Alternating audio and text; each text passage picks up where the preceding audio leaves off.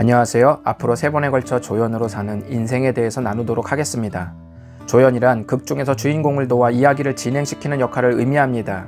그 의미를 고려해 본다면 조연의 삶이란 가장 주목을 받거나 가장 인정을 받는 자리 옆에서 누군가를 주인공처럼 빛나게 해주는 삶입니다. 누구나 주인공처럼 살고 싶은 시대에 이런 삶의 매력이 있을까요?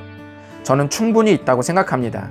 있을 뿐만 아니라 이런 삶이 더 그리스도인다울 수 있고 어쩌면 주인공이 되어 바득바득 애써온 인생 만족도를 훌쩍 뛰어넘을 수도 있을 것입니다. 어떻습니까? 조연으로 한번 살아보지 않으시겠습니까?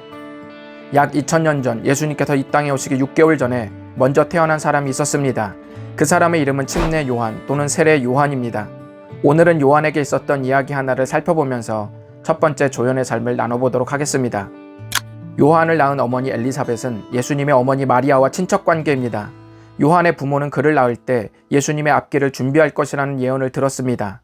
요한이 성장하자 정말 그는 하나님 나라를 선포하실 예수님을 준비하는 인생을 살았습니다. 그중 한 장면이 요한이 사람들에게 침례를 베푸는 장면에서 발견됩니다.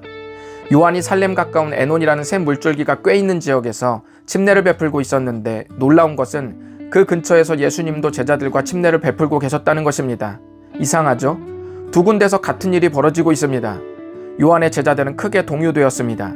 스승님이 베푸는 의식에 사람들이 급격히 줄고 있었기 때문입니다. 마치 같은 메뉴를 파는 두 식당이 인근에 있는데 한쪽은 대기표를 뽑으며 손님들이 줄 서 있고 한쪽은 텅 비어 있는 장면을 생각해 보십시오. 한때는 사람들이 요한에게 열광했는데 예수님이 등장하자 사람들이 싹 빠져나가고 있을 때 요한의 제자들은 심각했던 것입니다. 스승님, 사람들이 다 저리 가고 있어요. 어떻게 좀 해보세요.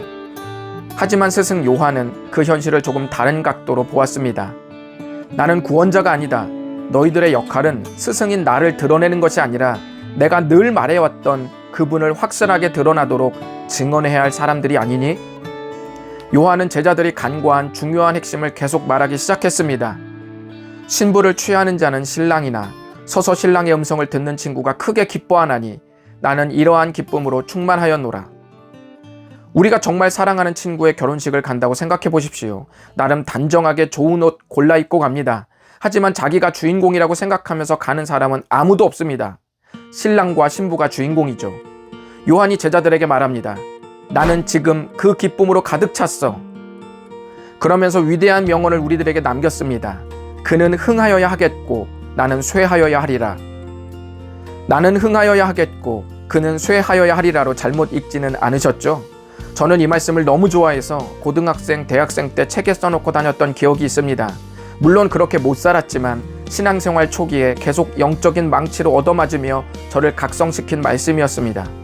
유명한 성경학자 톰 라이트는 이 말씀을 나누면서 당신은 이 장면에서 어디에 있는가? 라고 우리들에게 물었습니다.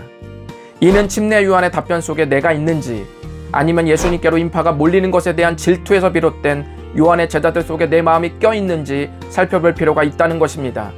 우리가 인생을 살다 보면 동력이 긍정적인 것도 있고 부정적인 것도 있습니다. 세상은 이따금씩 우리를 부정적인 동력으로 열심내도록 자극합니다. 교회도 종종 경쟁심을 유발시켜 열심을 내도록 유혹을 받는데 이런 식으로 그리스도인을 열심내게 만들면 나중에는 그 공동체가 큰 어려움을 겪게 됩니다. 내가 조연되고 예수님이 주인공 되는 삶, 내가 조연되고 다른 이들이 주인공 되는 삶, 그 삶을 한번 살아봤으면 좋겠습니다. 어떤 분은 이렇게 살다가는 내가 축소되다 못해 아예 소멸되는 것 아닌가? 나는 무조건 당하기만 하지 않을까? 내가 그렇게 깊이 배려하고 있다는 사실을 사람들이 영영 모르게 된다면 그건 아무 의미 없는 삶 아닐까? 라고 우려할지 모르겠습니다. 하지만 결코 그런 일은 일어나지 않을 것입니다. 왜냐하면 주님이 조연으로 살아가는 우리를 대하여 두 가지 마음을 갖고 계시기 때문입니다. 첫 번째 마음은 그 누구도 소외시키거나 억울하게 끝나지 않게 하시는 마음입니다. 예수님은 아무리 작은 자라도 이 세상에서 잃는 것은 아버지의 뜻이 아니라고 분명히 말씀하셨습니다. 두 번째 마음은 조연을 주인공처럼 여기시는 마음입니다. 예수님은 모든 사람을 섬기는 자가 으뜸이라고 하셨습니다. 하나님은 조연뿐 아니라 거룩한 엑스트라도 주인공으로 여기십니다. 실제로 예수님은 자신을 위해 쇠하여지기를 바랐던 요한을 일컬어 여자가 낳은 자 중에 요한보다 큰 자가 없다고 말했습니다. 요한이 스스로를 축소시키는 동안 주님은 그를 확대시키고 계셨습니다. 조연의 삶을 도전하기로 마음먹은 분들은 이 사실을 기억하십시오. 여러분이 살다가 가장 주목받는 순간이 있었다면 그것은 순수한 마음으로 여러분을 빛나게 한 조연이 주변에 있었다는 의미입니다. 설사 여러분이 평생 주인공처럼 주목받지 못한다 하더라도 안심하십시오. 괜찮습니다. 왜냐하면 여러분은 하나님 앞에서 이미 주인공이기 때문입니다.